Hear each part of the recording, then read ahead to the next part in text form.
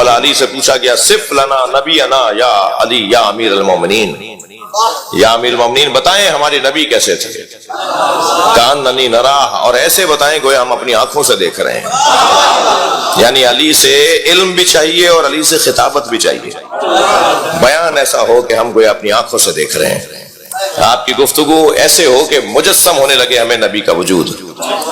تو مولا علی نے مولا نبی کے فضائل بیان کیے، جسے مجھے اجازت دیجئے کہ کیونکہ میں اس میں کئی منزلوں میں مجھے گزرنا ہے تو وہ کل گفتگو رہے۔ آج جس آیت کی میں نے آج اس آیت پر، اس آیت پر ذرا غور کرتے ہیں جس کی میں نے تلاوت کی ہے۔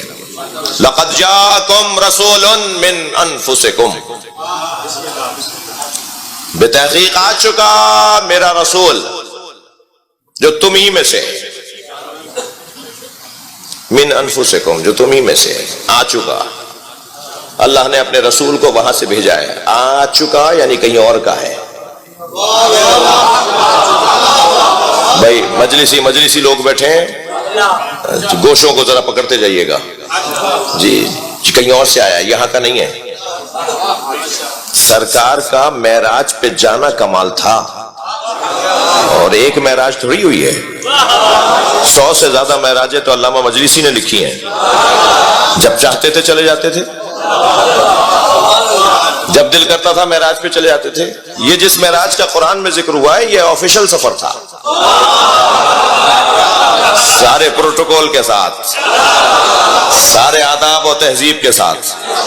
بلوایا ہے تو پروٹوکول کے ساتھ بلائیں گے، سواریاں بھی بھیجیں گے، یہ فرشتوں کا حلقہ بھی ہوگا، جگہ جگہ وزٹ اور دورے بھی ہوں گے، اللہ کی خدائی کو بھی دیکھیں گے، اور اللہ کے جتنے نمائندے ہیں ان سب سے بھی ملاقاتیں ہوں گی، بلکہ جتنے بھی بڑے نمائندے ہیں ان سب کو نماز بھی پڑھائیں گے، وہ سب استقبال کے لیے کھڑے ہوں گے، اور پھر پہلے آسمان سے دوسرے آسمان، اور پھر 7ویں آسمان، اور پھر ایسی جگہ بھی آئے گی جہاں کوئی اور جا نہیں سکے گا۔ حدیث معراج کو اگر لکھنے لگے تو ایک پوری جلد تیار ہوتی ہے، اور یہ اتنی زیادہ معلومات والا حدیث، اتنا بڑا واقعہ، سرکار گئے آ گئے، اتنی موٹی کتاب بنتی ہے نبی کی اس معراج کی حدیث پر۔ مگر یہ کیسی معراج ہے کہ گئے اور آ گئے، بستر بھی گرم رہا، زنجیر در بھی ہلتی رہی، وضو کا پانی بھی بہتا رہا، گویا ایسے جیسے کائنات ٹھہر گئی ہو۔ گئے ہیں، جب تک واپس نہیں آ جائیں گے سب کو وہیں روک دو۔ اور یہاں سے لے گئے براق میں، وہاں سے لے گئے رف رف میں، وہاں سے لے گئے بھرم میں، سواریاں بھی بدلی جائیں گی۔ ہر سواری اس قابل نہیں ہے جو ہر جگہ جائے، خبردار سواریاں ایک جیسی نہیں ہیں، خبردار مسافر کے ہم سفر ایک جیسے نہیں ہیں۔ اتنا بڑا مجمع بیٹھا ہے، جو ایک جیسا ہے وہ ایک جیسا نہیں ہے۔ جنہیں سب کو ایک جیسا بنایا نا اللہ نے، وہ ایک جیسا نہیں ہے۔ جی ذمہ داران تشریف فرمائے، اداروں سے وابستہ لوگ تشریف فرمائے ہیں، سنی شیعہ کا مجمع ہے، اہم ترین کاغذات پر ہم سے دستخط کے بعد انگوٹھا بھی لگوایا جاتا ہے۔ بھائی پڑھے لکھے ہیں، انگوٹھا کیوں لگوا رہے ہو؟ ہم نے سائن کر دیے۔ وہ بول تو نہیں پاتا مگر زبان حال یہی ہے کہ دستخط جعلی ہو سکتا ہے، اللہ کا بنایا ہوا جعلی نہیں ہو سکتا۔ دنیا میں اگر اربوں انسان ہے نا تو ہر ایک کا انگوٹھا مختلف ہے۔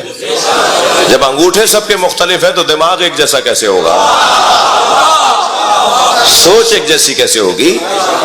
میں سنی شیعہ سے کہوں گا کہ قرآن کے مسئلے پہ لڑا نہیں کرو کہ ان کا 40 پاروں کا قرآن اور ان کا 30 پاروں کا قرآن، غلط بات ہے۔ قرآن وہی ہے جو سب کا ہے، یہ لڑائی نہیں ہونی چاہیے۔ ایسے ہی علی لڑنے کا موضوع نہیں ہے۔ میں ان جوانوں اور بچوں سے کہوں گا کہ جو مولا کائنات کے بارے میں وہ چاہتے ہیں کہ سب وہی کریں جیسا وہ سوچتے ہیں۔ میں ایسا عقیدہ رکھتا ہوں، فلاں کا عقیدہ ٹھیک نہیں ہے، وہ کہتا ہے اس کا عقیدہ ٹھیک نہیں ہے، وہ کہتا ہے وہ مولا کو یہ نہیں مانتا، مولا کو وہ مانتا ہے۔ میں ان سے کہوں گا خبردار یہ باتیں بند کرو، تمہاری اور ہماری حیثیت کیا ہے جب سلمان اور ابو ذر ایک جیسا نہیں سوچتے ہیں؟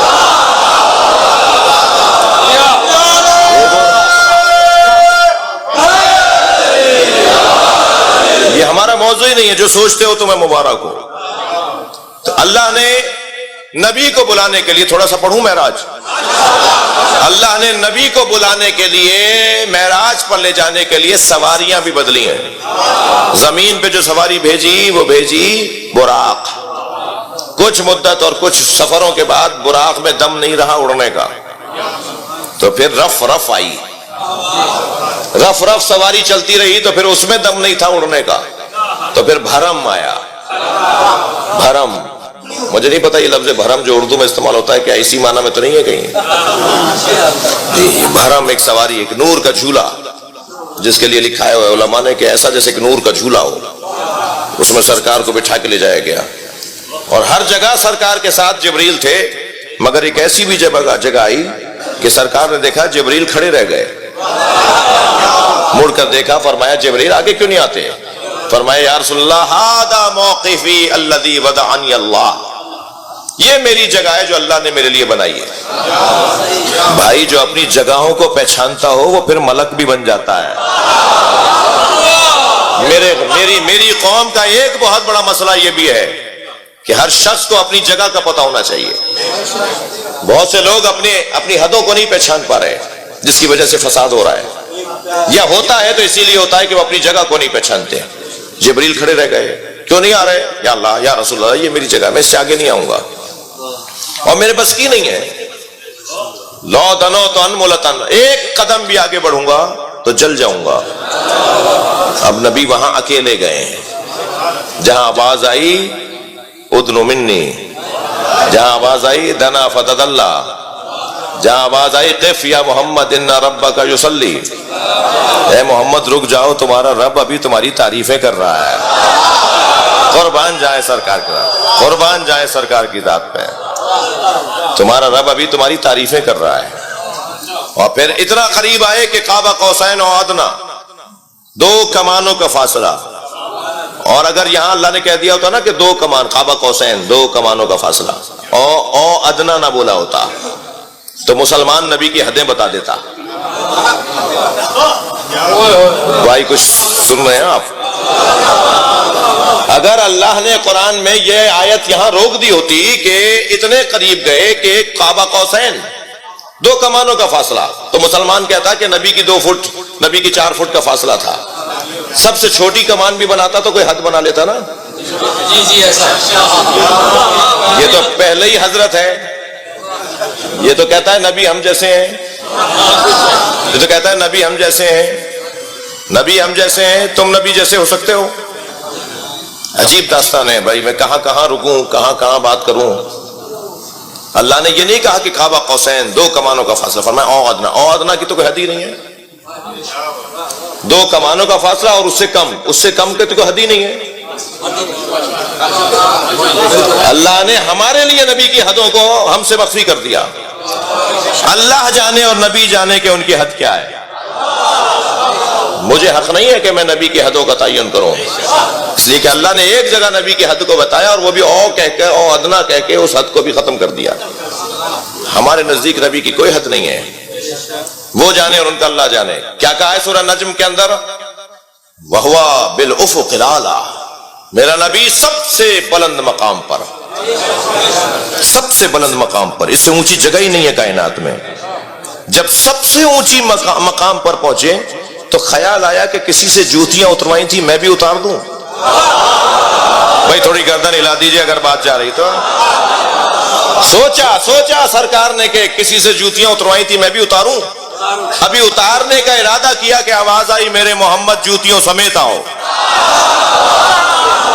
بھائی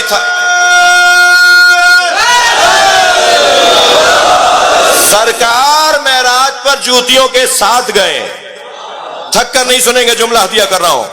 نبی ہمارے نبی معراج پر جوتیوں کے ساتھ گئے, یعنی اگر میں یوں کہہ دوں کہ ساری کائنات نبی کی جوتیوں کے نیچے ہے.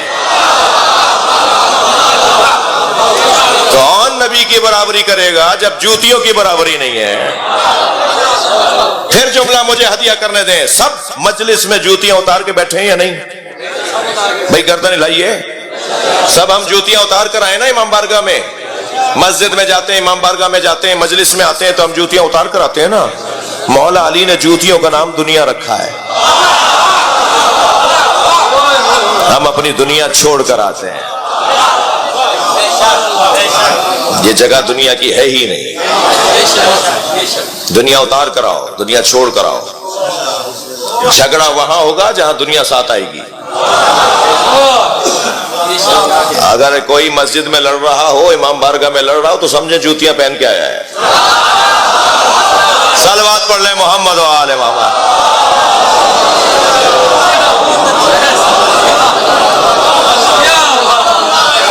صلوات پڑھ لیں نبی کی ذات پر.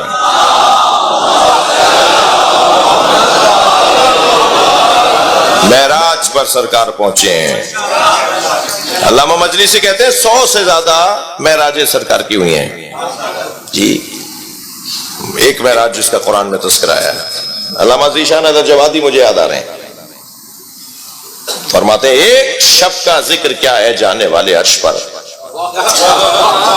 ایک شب کا ذکر کیا اے جانے والے عرش پر, تیری ساری زندگی معراج ہی معراج ہے. نعرہ تکبیر, نعرہ رسالت, نعرہ حیدری, نعرہ محمد لاتار سلامات.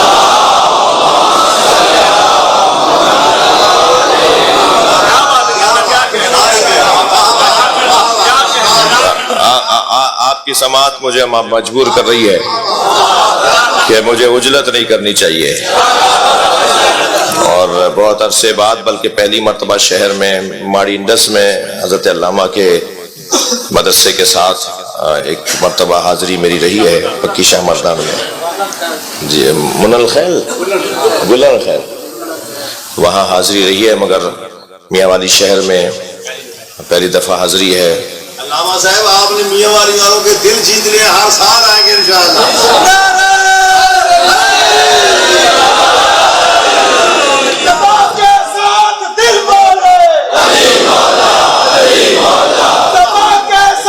دل بولا چڑیا کی چہک میں, پھولوں کی مہک میں, نعرہ حیدری.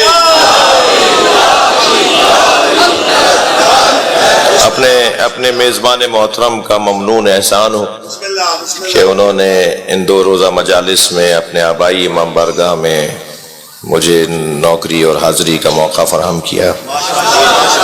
میں ان کے بچوں کی صحت و سلامتی کے لیے, ان کی ترقی اور سلامتی کے لیے, آپ سب کی سلامتی اور حفاظت کے لیے اللہ کی بارگاہ میں دعا گو کہ اللہ آپ سب کو اچھا رکھے. مگر میں ابھی 10 منٹ فضائل اور پڑھوں گا. معراج پہ گئے ہوئے نبی, سرکار کا معراج پہ جانا کمال تھا. بھئی جملہ مجھے دینے دیجئے. سرکار کا معراج پہ جانا کمال تھا, مگر اس سے بڑا کمال زمین پہ رہنا تھا. یہ یہاں کے تھے ہی نہیں بھائی, یہ یہاں کے نہیں تھے. کمال یہ ہے کہ جو غیر مانوس جگہ پر جائے اور خوشی سے رہے, تو وہ بتاتی ہے خوشی کہ یہ با ہدف ہے, با مقصد ہے. اور جو جہاں کا ہوتا ہے نا وہاں کا اثر رکھتا ہے, اور جو جہاں رہتا ہے وہاں سے اثر لیتا ہے.